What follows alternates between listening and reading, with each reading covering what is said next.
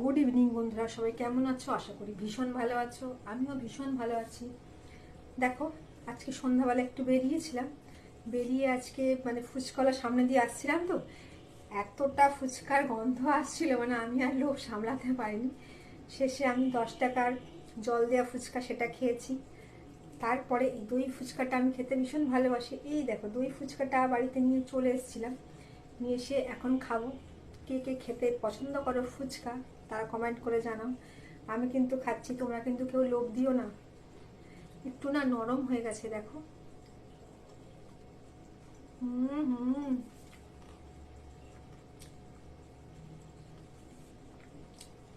দই ফুচকাতে না ঝাল দেয় না। আমি আর বললাম একটু ঝাল দাও। আমি একটু ঝাল খেতে পছন্দ করি, তার জন্য নিয়ে আমি একটু ঝাল দিয়ে নিয়ে এসেছিলাম, জানো।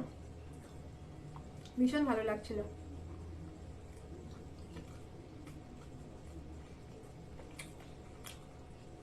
ফুচকাটা না নরম হয়ে গেছে।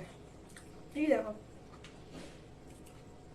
একটু আলু দিয়ে আছে তো, আর দই দেওয়া আছে, তার জন্য।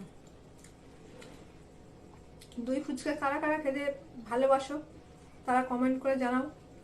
ফুচকা বা দই ফুচকা কারা খেতে ভালোবাসো? আমি তো ভীষণ ভালোবাসি।